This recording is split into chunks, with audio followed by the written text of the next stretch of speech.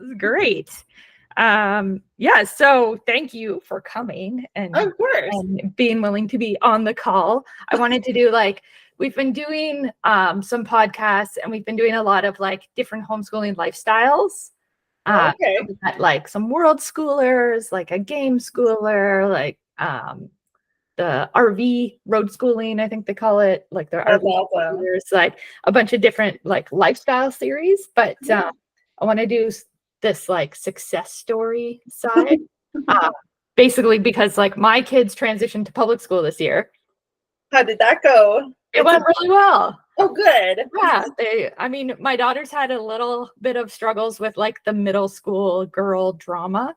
Yes. Which she just she didn't grow up with all that drama because she was homeschooled. So it was very weird to her. Yeah, Elliot is my youngest. He's in grade 7. He just finished out grade 7 this year, and he's a little taken aback by how kids are. We actually put him in the Catholic school because his friends on the street were going there, so we got an exemption. And he loves his teacher. She's fantastic. But the social of the school, and he cracks me up when he says this. He's like, Mom, they are not very Catholic. What does that mean, buddy? What exactly does that mean? Bill the D. Yeah, I had a meeting with her teaching team or whatever, because she's autistic, so she has an IEP, and we had an end of year how did it go for her transition? And her teacher said she's by far the most mature student in the class. And they're we can see her watching all the drama and being this is weird. Why are you guys like this? Aww. That is kind of a great compliment to receive. I want kids to be kids, but I like it when kids can step back and look at these things that happen socially and be like, that's not for me. Yeah, and we've done so much SEL, social emotional learning, just because that's my jam. I love social emotional learning. She'll come home and she'll be telling me about this story and who did what, and she's like, Mom, you should really come in and teach them some SEL. I love it. I was I would love to. Please tell your teacher. It's a little wild out there. I have to say it's much better in high school. Bronwyn is in grade 10 now, just finishing up grade 10, which is hard to believe. And so far, and I think it might be because her high school is so big that there's no space for drama like that, because everyone gets their own little social group, and they either mix well or they just leave each other alone because everyone's so busy and the school is so big. There's no real point to the drama. Mm-hmm. No one is bored.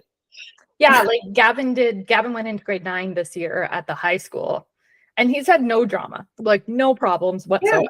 He made some friends.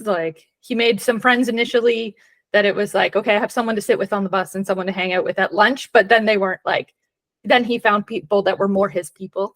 So he sort of moved friend groups, but there was no drama around any of it or anything like that. Yeah. And now he's found his little core group of friends that he judges with. Awesome. And yeah, he's always surprised. He listens to all Grace's dramatic stories, and he's high school is nothing like that.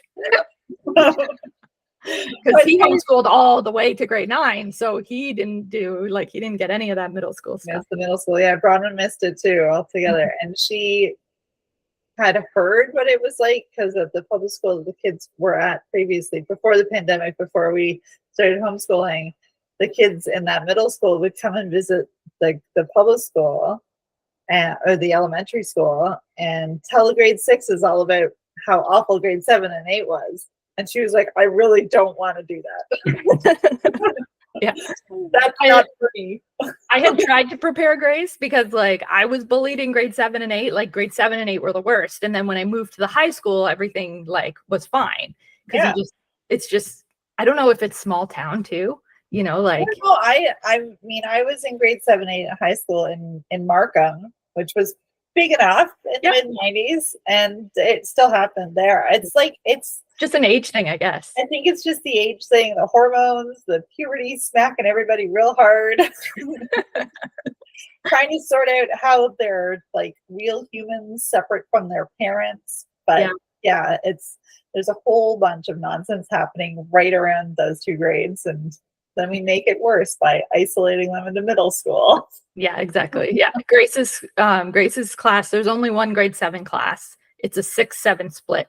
There's 32 kids in the class. Holy smokes. And there's only 8 girls. Oh my gosh. So the 8 of them are like little, like, sometimes they're all best friends and they love each other, and sometimes they're all enemies. That is a hard dynamic. Yeah, it's very interesting. Yeah. Well, I hope you guys have a very restful summer after. Yeah. Nice. Gavin's done now. Gavin had his last day yesterday. Today's Bronnan's last day too. So yeah, he is still in bed. It's 11 a.m. As appropriate. Yeah. And we always homeschooled year round. So this is the first year that he gets summer vacation. Like full summer vacation. Very exciting. He asked if he could stay up late last night. I was like, live your best life, buddy. Summer vacation. Oh, I love it. Wow. So I was thinking before this morning, because I'm prepping for a whole bunch of art stuff, and I'm like, what? Like not too many, but many years have passed now since I signed up for school. So am I like vintage Schoolio? Am I like old school Schoolio? You're like an OG Schoolio, or because it was, I think, if I remember correctly, you guys launched like the same time as the pandemic, did you not? Yeah, 2020. So we were, I think, into Schoolio by September of 2020. Yeah, were you like in the first batch where the content wasn't even all done, and like every few weeks emailed more content? Yeah. Yeah. Yeah, so it was like old school Schoolio. It's been not, and I can't lie and say I've been like keeping up with everything, but to see how you've grown and transformed your platform is awesome. Mostly because you're like a Canadian education story, and I'm invested in that because I think as a country we can do a lot better for our kids and teachers. Mm-hmm. I don't know, it's really cool, and I do check-ins. I'm like, oh, they're doing this now, that's amazing. Oh, thank you. That's awesome that you're like still follow it. You know, we had that core group of first customers who I think most of them knew me through the Facebook group, like the COVID support group. Yeah. It was like they had no idea whether what I was going to write was going to be any good or not. They just put their faith in me and were like, we're going to buy it, whatever it is. We're good. Please help. Yeah, and that like I just kept writing, and we kept sending it as it was written, and that was a crazy year. But like that core base of customers really like got us started, you know?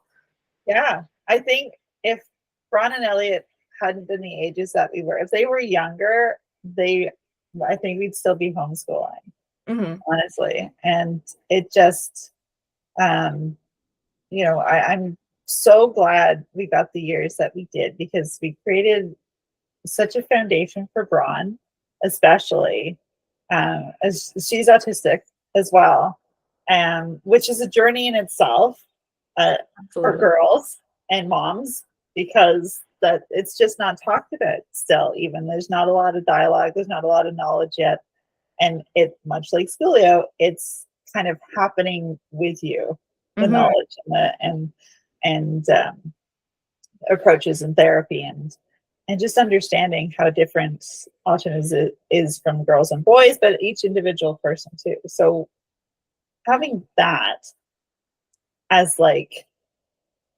a friend, it was like a friend, having a friend help me become a better parent for my child. So in the end, I became a better advocate for her. She became a better advocate for herself, because she understood who she was as a learner when she moved into high school, so that she knew the resources that she needed. She knew what she was capable of. She knew what she would need help with. And it's been really amazing to watch. It's been really amazing to watch and see her take on things that would normally upset her and cause her to shut down and not tackle, to just give it a go and try her best. And even if it doesn't come out so great in the end, even if the grade's kind of, she's still like, I think this is what happened. Mm-hmm. Like All right. reflective on that, right? And yeah, that's amazing.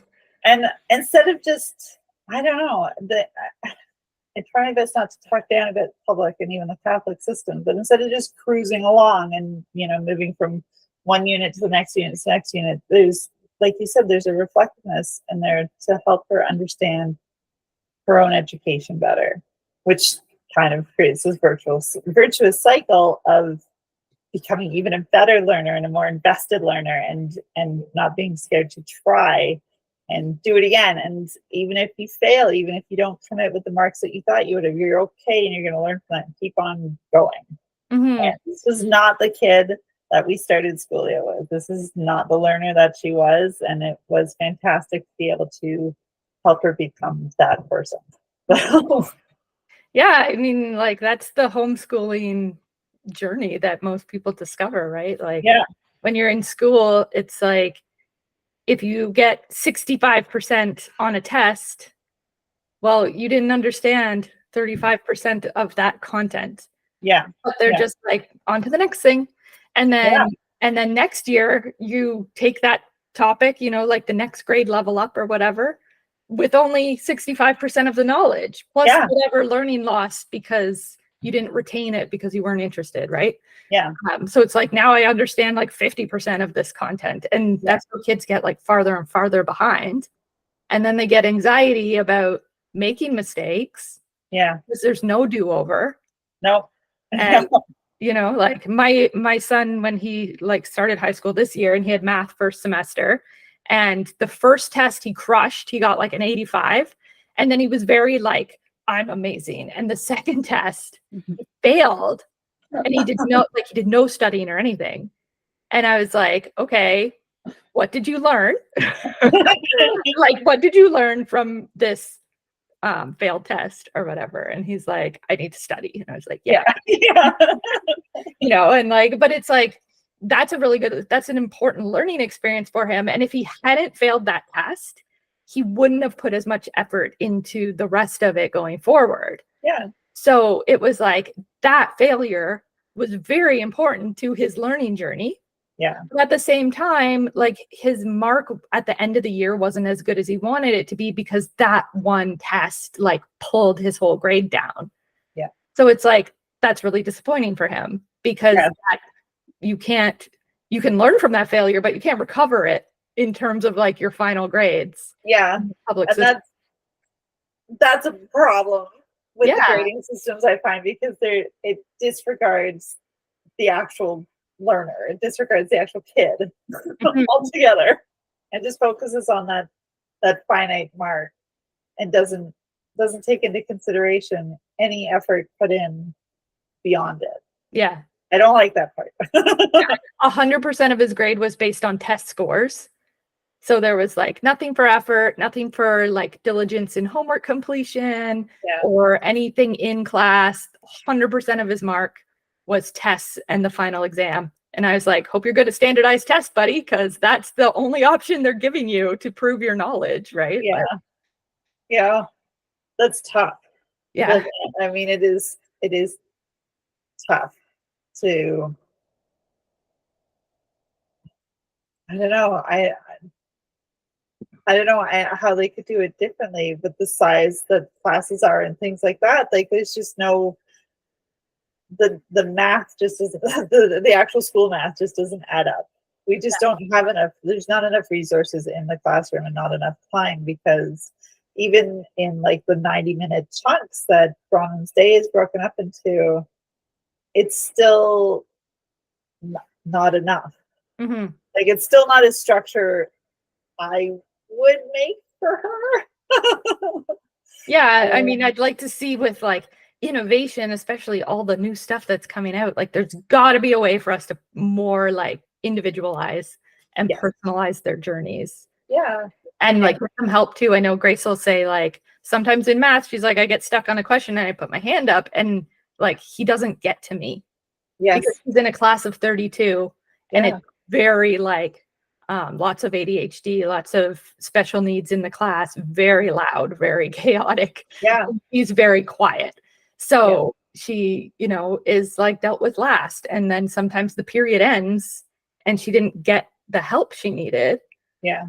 And it's not the teacher's fault. It's just like they're so overwhelmed. Yeah. And it's so busy in the classroom. And that's the structure of education, which I think is making learning so much harder and teaching so much harder for both the students and the teachers. Like, it's just making it almost impossible, because all you're doing is like people managing and not educating and not being educated. Yeah. Because the kids are either managing themselves in a classroom that's disruptive and loud for those quiet kids, those thoughtful, quiet kids. They have to sit there and not get overwhelmed and work at not being completely overdone, so they can get to the rest of their school day. And then all the other kids, the teachers are trying, well, maybe not all the other kids, but for the kids who do need external management, the teachers, like, how much can you do in a 45-minute period when you've got 32 kids? That just doesn't make, that's like a little over a minute a kid. Yeah. I always say to people, I'm like, if you have ever, like, if you're a parent and you've ever thrown a birthday party for your kids and had like 6 to 8 kids in your house, like now triple or quadruple that number, and that's a classroom. Now try to teach them something they don't want to learn against their will. Yeah. Like everybody can visualize that. We have our kids' birthday parties and we're exhausted at the end. We're done. Yeah. And then, but then the teachers are thrown in there with like 30 kids and asked to not just supervise, but do a job. And it's so much harder for them. And it's really not surprising that our kids can't get much attention. No, it's not. And, you know, I know it seems like teachers catch a lot of flack when really concerns and those criticisms should not be expressed to the teachers. They need to go higher up. Yeah, because it's not the teachers, it's the whole system. It's the whole system. Yeah, absolutely. It's just not working anymore.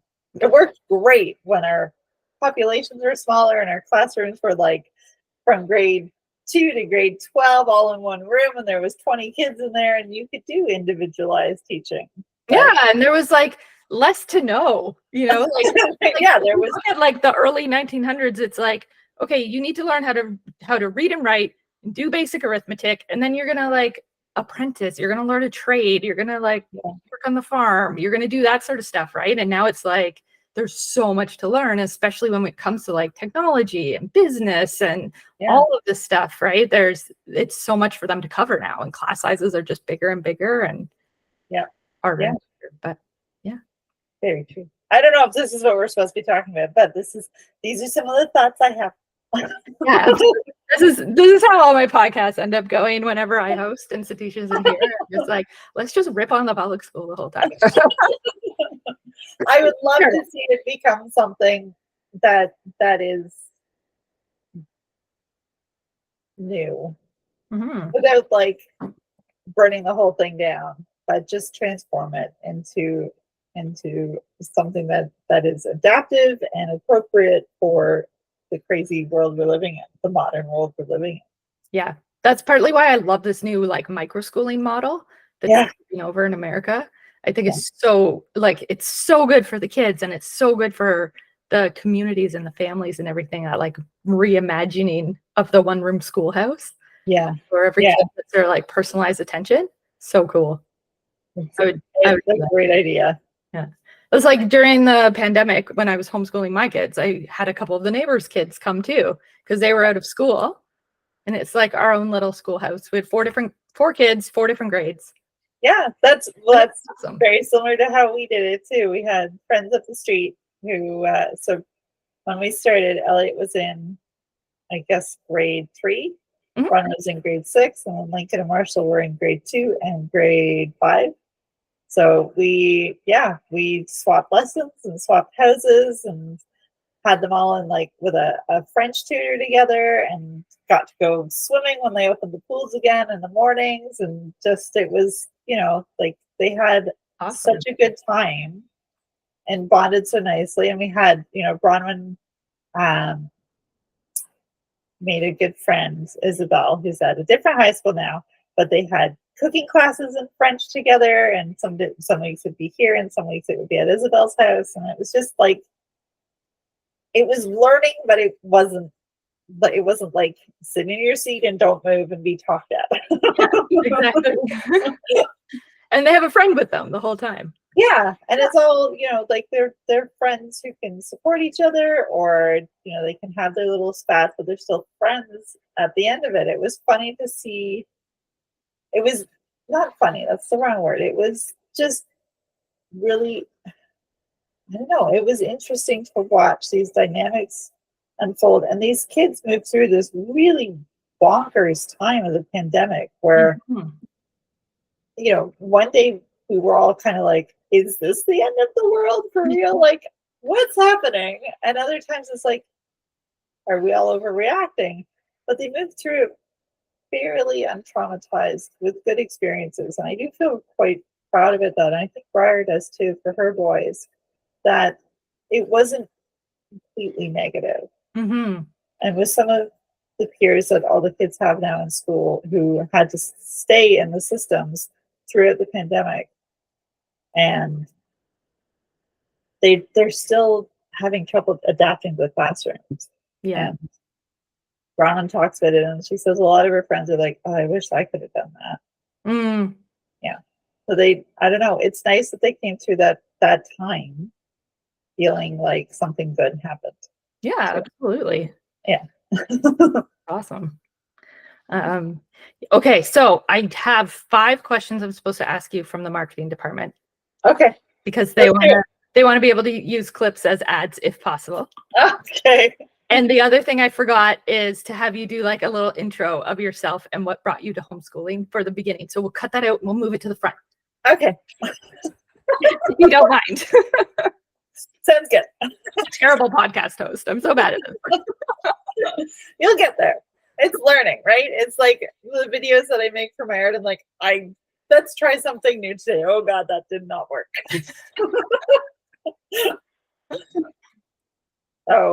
So who I am and what brought me to homeschooling? Should I do that first? If you could just like introduce yourself, your Sure. kids and their ages, and sort of like what brought you to the homeschooling journey. Yeah. So I'm Meredith. I'm in Kitchener, Ontario. And though I'm not homeschooling now, in 2020, we made the move to homeschooling along with many other families with the pandemic. My daughter at the time was in grade 6, and my son at the time was in grade 3. And we wanted them to have a stable and fun educational experience. And homeschooling was something that had been talked about quite frequently in our house, even before the pandemic happened. And it just seemed like this was it. This was the time to do it. To just do what's best for our family in that moment. So that's awesome. So the pandemic was like the little push. It was the little push. The humongous push, maybe. It was a big scary push, but it was the push. It is scary to like take that first step, eh? For sure. Okay, so my first question is, what led you to choose Schoolio when you were looking into curriculum and had all the different options? I chose Schoolio, and after looking through like other homeschooling resources, we aren't a religious family, and I didn't want to lean into religious resources, even though they're great. It wasn't a world for us at that time, so I wanted to find something secular, based in the Ontario curriculum, based in familiar education for myself, as I'm not a teacher, so I needed a little bit of hand holding. And Schoolio seemed familiar and yet growing along with everyone else who was panicking and going, I think I have to homeschool. And fun. It was fun. It was fun to read. It was fun to be a part of the group. It was fun to build our lessons and days around the original books and plans that we got. And it was just, it took the stress out of how am I going to teach my kids. That's great. That was the intention when I started writing it. It was like the number one thing is like, how can we make this easy for parents to do it because they're scared. And when I started homeschooling, I was scared too, even though I have a teaching degree. I was still like, I don't know how to homeschool. Yeah. I And don't know how to do two grades. we're all kind of like, no, you have to go to school to be educated. I can't do this, except we do it all the time. We do it all the time as parents and caregivers and just humans in the world that might interact with little people and children and young adults. As this is how we all interact with each other. So that scared feeling, it's funny that it's a communal experience. Absolutely. Yeah. That's great. So then my second one is, how did Schoolio work for you and for your kids? Oh, it worked because it was flexible.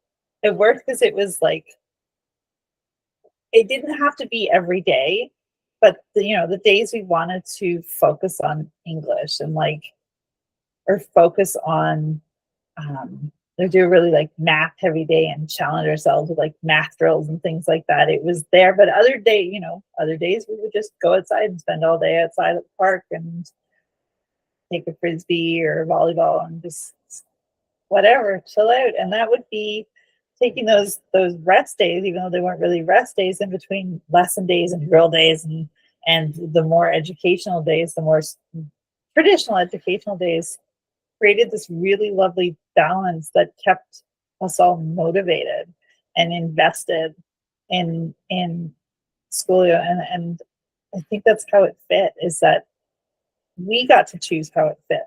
We had the freedom to make it how we wanted it to be in our lives. So it's amazing. And then if you're comfortable talking about it, sure, where it would be used for an ad or whatever, like how did Schoolio help your neurodivergent child? Wow. So my neurodivergent child is now a teenage autistic girl.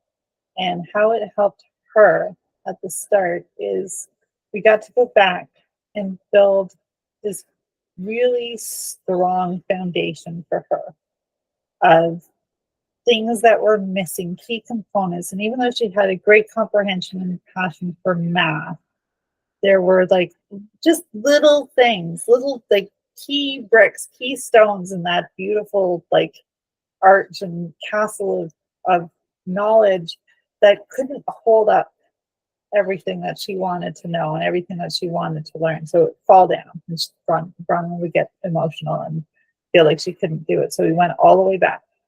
And with her brother being in grade 3, even on some days, you're like, we're going to do this lesson all together. Mm-hmm. Doesn't matter that you're in grade 6 or grade 7 or in grade 8. We're going to do this fundamental lesson all together and customize it for her and really find a way to make that foundational knowledge in place. So right. It was immovable and just there with some permanence and confidence. And that's what helped her the most. That's what's still helping her today in grade 10, is those foundational pieces that get missed because in traditional classrooms, they have to move on to the next unit. They have to keep going. And some kids are not able to, they need more answers. They need more time.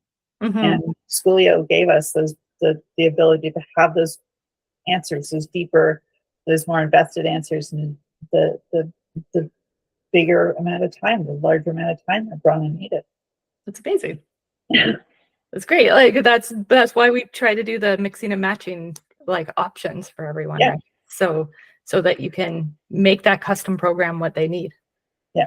Awesome. Okay, so the next one is, can you tell us a little bit about your kid's success story? So because you've done Schoolio, homeschooling with Schoolio, and then successfully transitioned back to public high school, which is what everyone that I tell that I'm like, my kids homeschooled grade 1 to 8, and they have successfully transitioned. They're immediately like, what curriculum did you use? Because every mom is worried every day about, am I doing enough? Yeah. Enough? Yeah. Are we keeping up to the public school system? Will they know everything their peers know? And I could argue for half the day about why that's not important, but we all worry about it anyways. Yeah. whether our kids, if we're planning to send them back to public school, whether our curriculum choices are comprehensive enough that they'll be good when they get there. Yeah, for sure. So I will preface this that Elliot, my youngest, will be going to grade 8 next year. And I do have Schoolio in my back pocket just in case those wheels come off the public education card again. We'll use it again. Because you never know. So I love that it's like my educational safety net.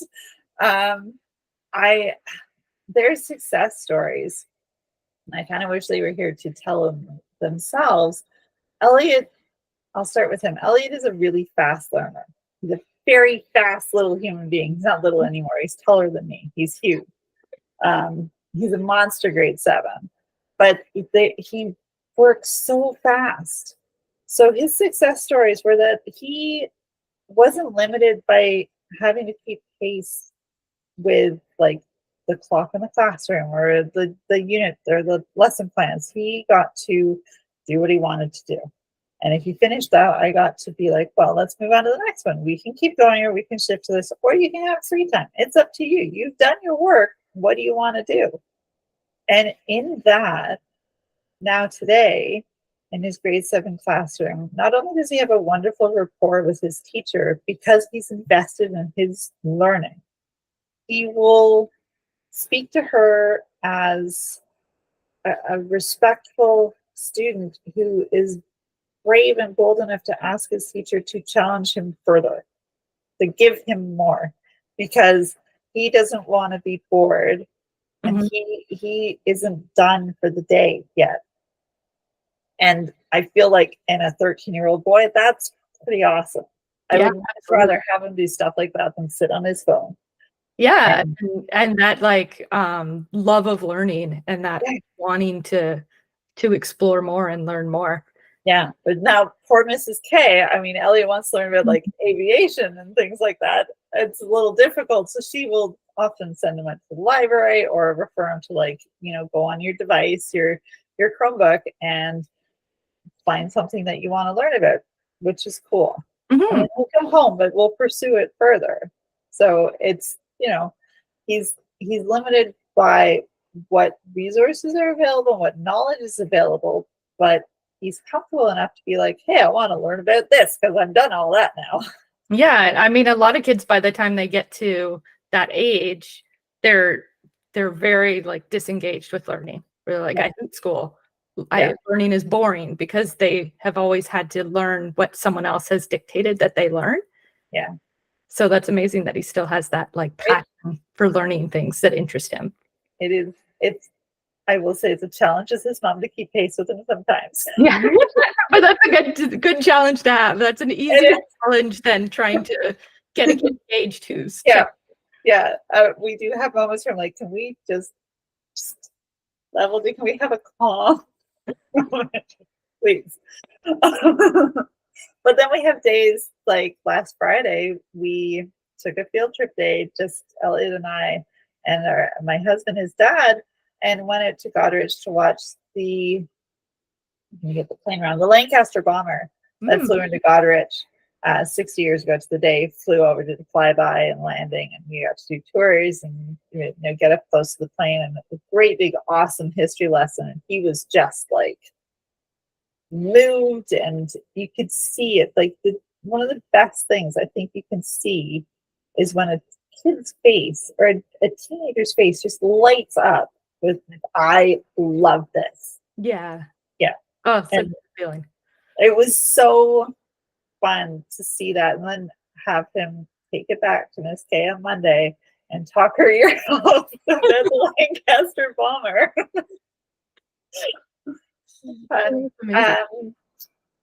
So that was a long, rambly success story for Elle. For Braun, like her success story just shines all of its own merit. She decided when we started the grade 8 year homeschooling that she wanted to apply for the IB program at high schools near us. And I was surprised because it's really academically challenging. And I thought, oh, maybe this is a good thing. Maybe this is something that I need to like, well done you. If this is something she feels that she can take on, like don't be nervous about it. Let her run with it. Yeah. And have at it. So she applied, and the way her autism and ADHD work. She has the inattentive type, and she has trouble extrapolating more further data and creative data from things like from reading and nonfiction books and stuff like that. It's all very factual and hard information. She's really good at, which is why she likes math so much. It is what it is. Yeah, absolutely. And a lot of the components of the application for the IB program were creative extrapolation, but expressed especially about yourself as the type of learner that you are. So not only did she have to write creatively, she had to write about herself, which was something that Bronwyn had never been comfortable with. Like she has told us she preferred to be completely ignored in her classroom by the teachers and kids rather than have any attention on her, because it just made her feel so uncomfortable and she didn't know how to behave. And I know a lot of this is all part of autism masking, and it was just too much for her. It was the mental load of that is so much for a little kid. Mm-hmm. And she kind of just, I don't know, I can't even explain how she did it. This is why I wish she was there. She just kind of put it to the side and wrote these beautiful answers that were so open and genuine about who she was, how she felt learning in school compared to how she felt learning with homeschool and Schoolio, and where she is now and what she wants to do academically and educationally with herself, and where she thinks her strengths are and where she thinks her weaknesses are. And it wasn't like I got all 100% and all like, normal academic boasting. It was just this really lovely, honest, just herself on a page. And she got in. And she got in. And she's done well in grade 9 and grade 10 has been super duper challenging. She's moving to IB part-time next year because she wants to have the flexibility to take some of the more awesome electives. Mm-hmm. The program is very restrictive. And now that she's finding her feet as a high schooler, there's these wonderful opportunities at her high school that she just doesn't want to miss out on. So she's sticking with like IB math and IB English, which are perfect for her, and moving into like a parallel, running parallel with those. She's moving into drama and visual arts and outdoor education and really cool, larger, bigger experiences that are very human building, like very character building classes. Oh, that's amazing. And I'm so proud of her, just her finding out who she is and letting them know that even though she's not this straight A plus student, she deserves to be in this program with elevated standards and elevated opportunities just as much as anyone who gets those high marks. Mm-hmm. So I mean, that's a success. I don't know what else would be, how else I could define it for her. So. No, that's amazing. I mean, there's being naturally gifted and just getting like all those 100% without having to put a lot of effort into it. And then there's understanding yourself as a learner, how you learn best, what you're interested in and what you like, where you want to go, that you don't see very often in that age group, right? Yeah. A lot of us are like in our 30s and 40s and stuff, figuring out our passions and our life and our paths and what we want to do, right? And there's it's this will sound funny. Like sometimes as her mom, I'm like, who is this? Is an amazing young person. Who are you? You can't be mine. Yeah. Because this is so much more mature and eloquent and thoughtful than I was at grade 10 and grade 11. Like I had no idea who I was then. And it's unfair always to compare ourselves to our kids, and I try not to do that. But I find Bronwyn is so good at doing these things in her peaceful and gentle and very honest way that her dad and I both keep in mind that it's not, the grades aren't going to be her success. Mm-hmm. Her success is that she is this beautiful, kind human being who's not scared to challenge and who looks for ways to make things fair, to make things accessible, to make things better informed, and does it always gently and kindly. And that's just, I mean, that's a kid who will go places, I think. Absolutely. In a world that, yeah. That's what I always loved about Bronwyn's story, was it's not just like we used Schoolio and she got good grades and then she was fine in high school academically. Like, that's a good story. Like, that's what a lot of people are looking for, right? To make sure that they're academically good. But it's like, it's more than that. It's she did this program and now she is able to transition into her older years and she loves learning and she can self-advocate and she knows herself as a learner and a student. And I'm so glad that you appreciate that, Lindsey, because her grades are like, she gets great grades and all of a sudden we'll get like a flurry of not so great ones and we'll chat about like what's going on. Mm-hmm. But the thing that's there, that's consistently, is this beautiful growth, like internal growth and understanding of who she is as a person, so that as bigger opportunities come along for her, she's not going to be afraid. She's not going to feel like she can't handle it, because that confidence is there. Mm-hmm. And she is, I don't know, she's amazing. She really is amazing.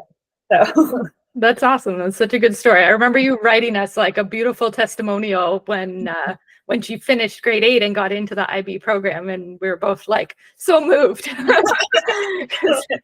You know, you build all this stuff and you hope that it's working in the background, and get the feedback is very like fuel for us. Yeah, of course it is. I mean, because it can't just be a career for you in the Schoolio team. It has to be a passion. Education has to be a passion.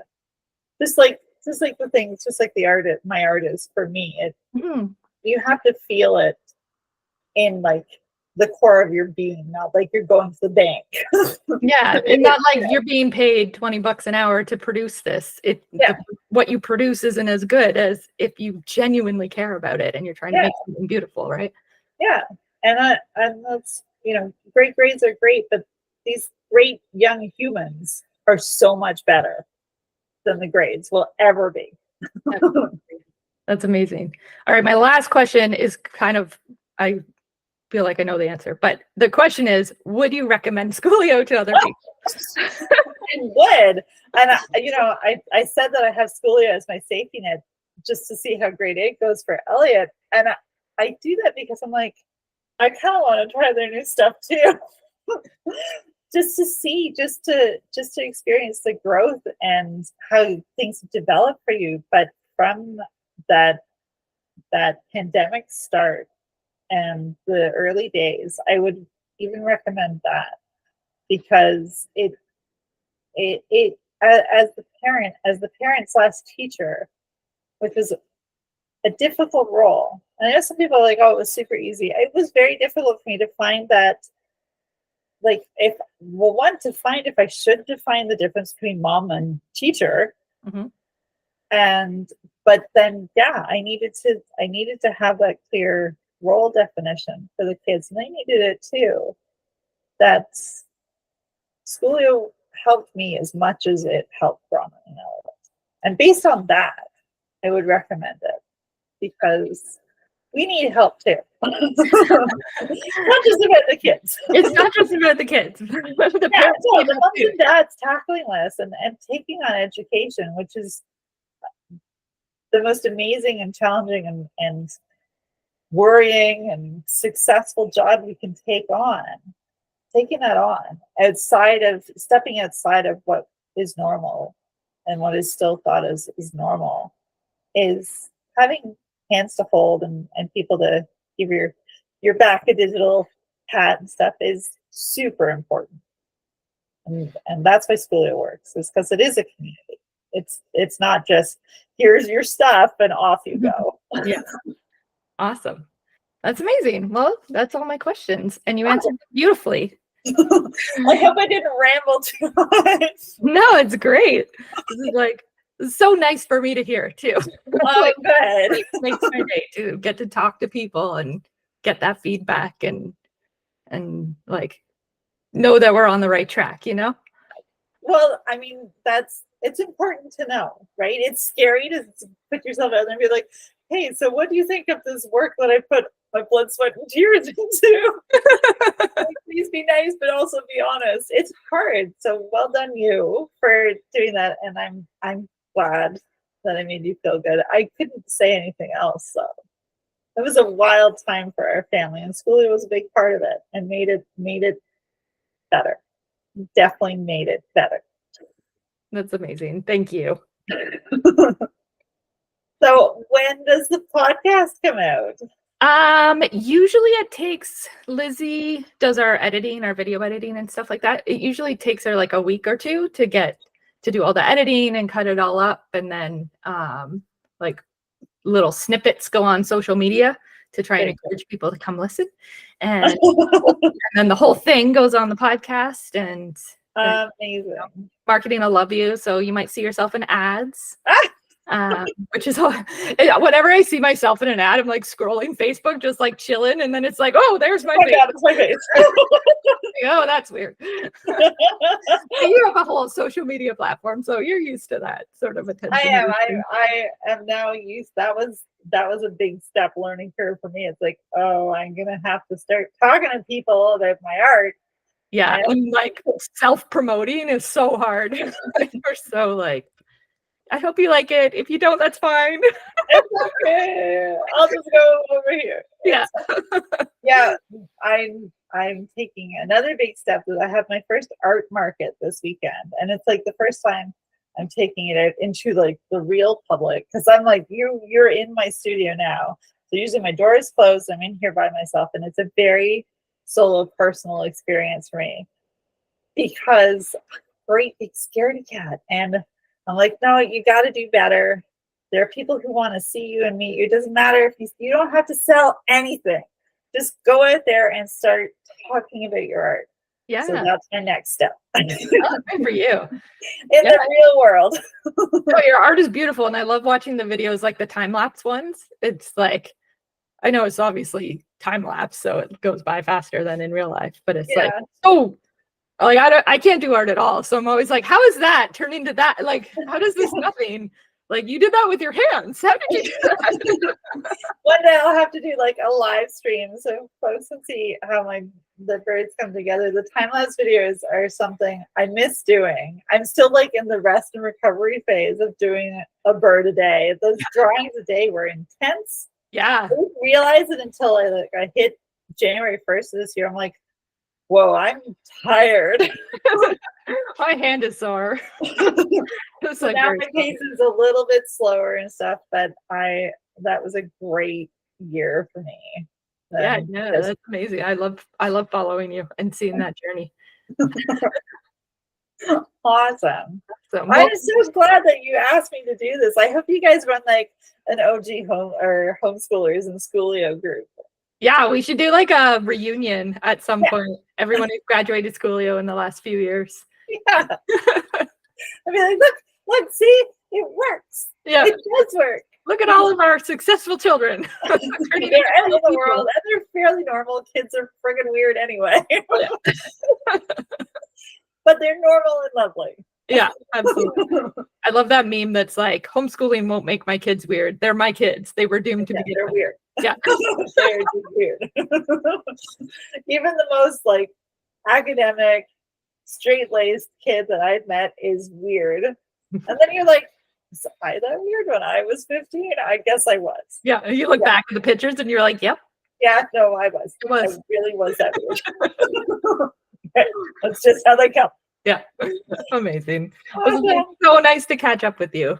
Yeah, Thank you you too. for taking the time. I know you were super busy. It's okay. It's all right. I was up all night labeling and packaging prints. So it's like, this is coffee number 2. Yeah, my cup that's as big as my face. Yeah, that's what we need today. And like, this is not the right way to do it. I should be having a nap after this, but I'm like, no, we'll just keep going. We'll push through this day. Absolutely. That's how it goes. Thank you so much, Lindsay. I won't keep you any longer. This has been super fun.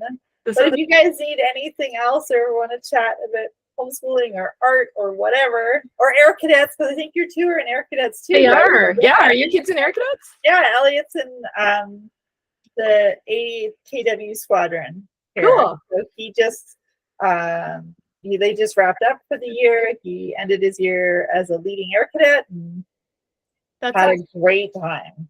Had a really super time as an air cadet. So. That's awesome. Yeah, my kids love it. And Gavin, the highest ranking kid, graduated this year. So now Gavin is going to be running the squadron next year.